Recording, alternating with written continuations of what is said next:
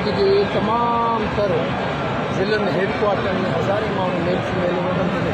उहे सभु मुलाज़िम हुआ सभिनी डिपार्टमेंट में टीचर न गवर्नमेंट नोटिस न वरितो पोइ वरी हफ़्ते जी गैप करे असां डिवीज़न हेडक्वार्टर में वियासीं शुरूआत सखर डिवीज़न खां थी पोइ लाड़काना शहीद नज़ीराबाद मीरपुर हैदराबाद कराची गवर्नमेंट को भी नोटिस न वरितो आख़िर मजबूर थी ही तालाबंदी को असां शौक़ सां अमल न कयो इदारा बंदि करणु ऑफिसूं बंदि करणु असां गवर्नमेंट मुलाज़िम जॾहिं असांजो फ्यूचर ख़तमु आहे असांजी फैमिली जी मंथली पेंशन हली वई असांजे नए मुलाज़िम खे मंथली पेंशन न मिलंदी DRA पघारूं वधाइणु ग्रुप इंश्योरेंस को जी ॻाल्हि आहे ही मुआशी क़तल कयो आहे ही लखे न करोड़े 6 लख मुलाज़िम सैलरी होल्डर इन्हनि जे पोयां वञी फैमिलीज़ वधो इहे 2 करोड़ माण्हू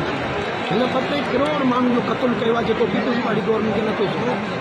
बेनज़ीर भुट्टो ऐं शहीद भुट्टो जो नालो इहो कोन्हे रोटी कपिड़ा मकान जंहिंजे नाले ते वोट वठी वेठा आहिनि अञा बि वक़्तु आहे 27 तारीख़ ताईं ही मुकमिल तालाबंदी उन खां पोइ 27 तारीख़ शाम जो मीटिंग थींदी अञा बि 2 ॾींहं आहिनि हुकूमत अञा नोटिस न ठहियो त 6 अक्टूबर ही लखे माण्हू बिलाल हाउस जे ॿाहिरां गॾु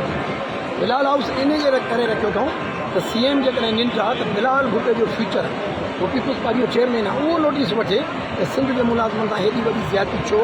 बिलाल साहब जी मदर सिंध जे मुलाज़िमनि खे आनर ॾिनी बिलाल साहब जे नाने सिंध जे मुलाज़िमनि खे तफ़सील ॾिनो 73 जे आइन में हिननि त पंहिंजे मंशूर आइन जे ख़िलाफ़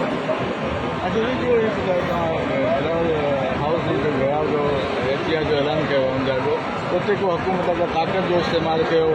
पोइ कोने में छा हिकमत अमली हूंदी तव्हांजी ॾिसो माज़ी में बि गवर्नमेंट को बुलंद हार पाण मसइला हल न कया आहिनि 2019 में बि गवर्नमेंट खे जेतिरी ताक़त इस्तेमालु कई 30 जून ते हज़ारे माण्हू आहे हिननि वाटर कैन हे सभु यूज़ कयो जेको मुशरफ जे दौर में थियो जेको ज़ियाल के दौर में थियो ऐं अरबाब रहीम जे दौर इन्हनि 3 दौरनि खे पीपल्स पार्टी उनखे कंडेम कंदी आहे मज़म्मत कंदी आहे पर हे त उन खां लीका लताड़े विया जेकॾहिं 6 अक्टूबर ते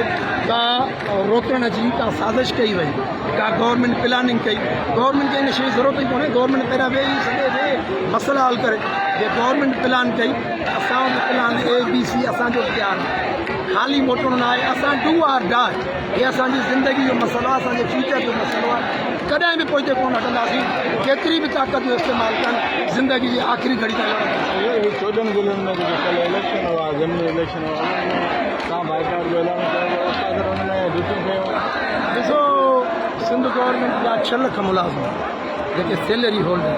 2 लख मुलाज़िम आहिनि जेके लोकल गवर्नमेंट सां वाबस्ता आहिनि उहे मैनुअल बिल ते आहिनि उहे पेरोल में कोन आहिनि सिंध गवर्नमेंट जी इहा शिकस्त आहे प्राइवेट स्कूलनि जे माण्हुनि खे बीहां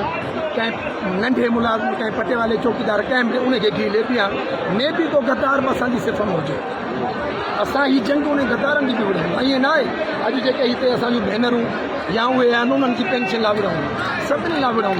उन्हनि खे पंहिंजो ज़मीर मलामत कंदो उन्हनि खे हया ईंदो ऐं उन्हनि ते हर तनक़ीद पंहिंजे हिन प्रोटेस्ट खां पोइ हर तनक़ीद जो आइन मौजूदु आहे उन्हनि ते एक्शन थींदो उन्हनि खे बीहणो हेॾे पिया न गवर्नमेंट पर पोइ बि गवर्नमेंट जी शिकस्त आहे गवर्नमेंट जा लखे मुलाज़िम हिननि खे रिफ्यूज़ करे दिल्ली तव्हां थकी सघो रस्ते में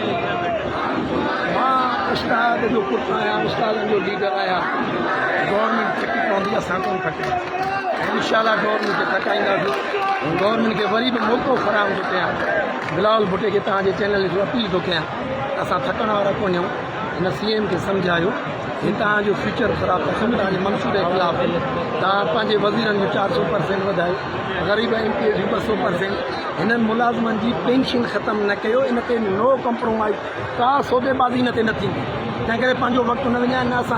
असां कॾहिं बि कोन थकबासीं जेकॾहिं इहो ई सिंध हुकूमत जो फार्मूलो आहे त पोइ वक़्तु ॿुधाईंदो त केरु थकी